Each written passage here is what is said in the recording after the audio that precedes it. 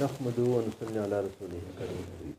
چې کله حضرت عثمان غنی رضی الله تعالی عنہ دا خبره واورېدې فوراً چیک شوی و یا رسول الله ما هم درې خبرې ډېرې زیاتې خوښې دي. وایي کومې خبرې دې ډېرې خوښې دي؟ و یا رسول الله یوه مې دا خبره ډېره خوښه ده چې بوکو کو کانا کلانا، لوږو باندې روټۍ خوړل او ننګو کو لباس پهنانا، بې لباس خلکو باندې ته لباس ورکول، کپړې ورکول، کپړې ورته ګنډل، دا مې ډېر خوښ دي. او دریم خبره مې دا ډېره خوښه ده چې د قرآن تلاوت مې ډېر خوښ ده. قرآن تلاوت مې ډېر خوښ ده. اوله خبره چې شاید چې بوکو کو کانا کلانا، خلکو باندې روټۍ خوړل چې کوم خلک وږي وي، مسکینان وي، غریبان وي. ګوره هغه خیال وساته که تا په پړوس کې پاتې کېږي، که تا په کلی کې پاتې کېږي، که تا په محلې کې پاتې کېږي، چې تا ته ځان سره سره د هغو فکر هم ته وکړه. د دې چا سنت ده؟ حضرت عثمان غنی رضی الله عنه سنت ده. ذکر نبی اسلام فرمایي اصحابی کالنجوم بأیهم اقتدیتم اهتدیتم. ما صحابه د اسمان ستورو په شان باندې دي چې کم انسان کم ستوري پسې روان سله اهتدیتم دا به هدایت ته ورسېږي. خبرې پوه شو؟ نبی صلی الله علیه وسلم یو ځل عید موقع وه چې کله یې کپړې واغوستلې تیار شوی نو عید منځه ته روان شوی. چې کله عید منځه ته روان شوی نو حضرت عایشه صدیقه رضی الله تعالی عنها امهات المؤمنین هغې آواز ورکړه یا رسول الله مونږ ته څه پیسې راکا، نن خو به دلته لوږي او تږي خلک به راځي، کونډې به راځي، یتیمانان به راځي، نو چې مونږ کور کې څه پاخه کړو نو خوښي ورځ ده. نبی صلی الله علیه وسلم ورته وفرمیل ای عایشې ما سره خو هېڅ نشته. حضرت عایشه رضی الله تعالی عنها خاموشه سوه او محبوب کور نه بهر ته لاړی. چې کله عید مونځ یې وکړی او محبوب کور ته تشریف راوړی نو هلته کونډې ناستې وي، یتیمانان ناستې، خوراک کوي او مطلب یو خوشحالي سره جوړه ده. نو تپوس یې ورنه وکړی ای عایشې دا څه حال ده، دا څه طریقه ده، روټۍ له کومه راله؟ و یا رسول الله ته چې کله بهر ته لاړې لږ ټیم نه پس د حضرت عثمان غنی رضی الله تعالی عنه د تا ټولو بیبیانو ته امهات المؤمنین د ټولو مسلمانانو میندو ته یو اوښ د سامان ډک راولېږلی. نو یا رسول الله د هغه اوښ نه مونږ لږ پاخه کړه اوس یې په دغو خلکو باندې خورو. نبي صلی الله علیه وسلم چې کله دا خبره واورېدله نو دومره زیات خوشحاله سلی چې دا خبره وکړه یا رحمان یا رحمان سهل الحساب علی عثمان. ای رحمانا قیامت پر ورځ باندې حضرت عثمان غنی رضی الله تعالی عنہ باندې خپل حساب آسان جوړ کړه. یا رحمان سهل الحساب علی عثمان. یار څه کمالي خلق خو الله رب عزت په دې دنیا باندې داسې زیری ورکړي او داسې دعاګانې چې دا خلکو خو بس الله رب عزت رحم وکړي. نو ګوره یا پروردګاره د عثمان باندې قیامت پر ورځ حساب آسان جوړ کا. د عثمان غنی رضی الله عنه دا ترتیب وو چې دبا دا خبر مې ډېره خوښه ده چې داسې خلکو باندې روټۍ خوړل. دومره خبره مې یا رسول الله دا ډېره خوښه ده چې بې لباس خلکو ته لباس ورکول. نن اختر موقع وي که نه نو سړی د بل چا خیال وساتي. ګوره یو یتیم ته دی لباس ورکړی،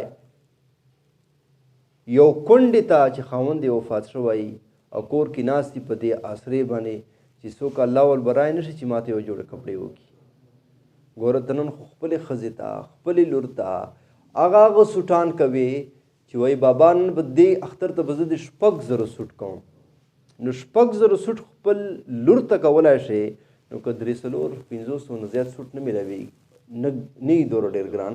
که 500-600 روپو سوټ دی یو کونډې ته ورکړه نو په دې باندې چوره الله رب عزت په خوشحاله سي. او بر حضرت عثمان غنی رضی الله تعالی عنہ سنت ته هم زمدای کړی. نبی صلی الله علیه وسلم په زمانه کې یو جنگ وشوی نو په جنگ کې څو کافران قیدیان شو. نو یو ښځه وه کافره ښځه وه نو هغې خپل زوی ورک شوی. نو چې کله یې زوی ورک شوی نو دی په زوی پسې داسې لیونی به ګرځېدله چې اخر ته نبی صلی الله علیه وسلم محفل ته رااله او سرتور سر د نبی صلی الله علیه وسلم محفل ته چې کله ور داخلېدله محبوب چې وکتل خپل صدر مبارک یو صحابي ته ورکړه چې ای زما صحابي لاړ سه هغې ښځې سر په دې صدر کې پټه کا و یا رسول الله دا خو د کافره ده د کافر لور ده. محبوب ورته وفرمایل اے زما صحابی یہ تو بیٹی ہے خواہ کافر کی بیٹی کیوں نہ ہو بیٹی بیٹی ہوتی ہے. وی لور وی دا دی الله رب عزت بنده خدا کنه کافر ده نو دې کې پټ کا نن ته دا سوچ کوي دا ګناهګاره ده دا بدچلن ده. بدچلن ولې ده؟ بدچلن خو ځکه ده چې معاشرې کې د دو خلکو چا څه خیال نشته ده. ما یو ځل چې هغه کلیپ ښکارولی دا ټولو ښځو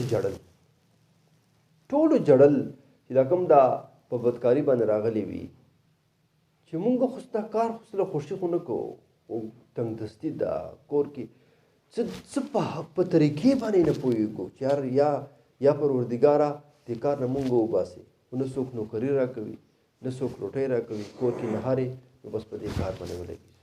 موږ یو ملګری ده مولانا مسکین صاحب کراچۍ ده هغه ویله و یو ځل داسې روان وم شپې و وایي څه دا نور قوم ول مطلب هجراګانه ناست نو داسې چې کله په تېر شوم زه داسې خاموشي سره نو پګړۍ مې والې وه ویښتان دې ښکلی سړی ده وایي شاته یې آواز راپسې وکړه ہے حضرت ہمارے لیے بھی دعا کرو حضرت ہمارے لیے بھی دعا کرو.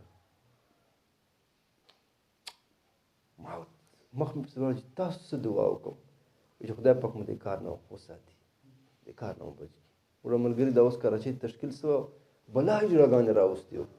هغه وایي چې شپې به جومات ته ورونه ډرزېدل چې ور به مو خلاص کړي هجراګان به نو ټول شپه پر سر ناستو جړل به دا خلک تنګ دي خو دا د معاشرې له وجې خراب شوي دي. نو دا د حضرت عثمان غني رضی الله تعالی عنه سنت ده. او دریم یا رسول الله دا خبر مې ډېره خوښه ده زه د قرآن تلاوت هر وخت کوم حضرت عثمان غنی رضی الله تعالی عنہ جامع القرآن هم وو او ناشر قرآن هم وو دا قرآن را جمع کړه هم وو او بیا یې اووه نسخې ورنه جوړې کړي دنیا مختلف ګوټو ته یې ورسولې. دا د ده کارنامه ده او دی په قرآن باندې دومره زیات میین و چې یو ځل دی په کور کې ناست د قرآن تلاوت کوي نو دی په قرآن تلاوت د پاسه دی شهید کړی ده چې کله دی شهیدولی نو د وجود نه چې کله وینه روانه شوه نو یو څاڅکی په قرآن باندې واچېدلی او په قرآن په دغه لفظ اچېدلی ده. اوس هغه نسخه موجوده ده چې یو ځای کې فسیکفیکهم الله چې تا دپاره الله کافي ده ګورن شهید سړي به وایي چې قیامت په ورځې به یو کاڼه به یې د شهید ول ګواهي ورکوي چې یا رسول الله یا پروردګاره د تا په لاره کې شهید سوی ده ځکه کاڼي به وي بعضې به خاوره د شهید ګواهي ورکوي څوک په دنیا کې څوک ګواهي ورکوي څوک کاڼه خټه مختلف چا به ونه ګواهي ورکوي او حضرت عثمان غني رضی الله تعالی عنہ ګواهي به قیامت په ورځ قرآن ورکوي ځکه چې د مینه ورسره کنه یا رسول الله قرآن تلاوت مې ډېر خوښ ده. الله رب عزت دې عمل کولو توفیق راکړي.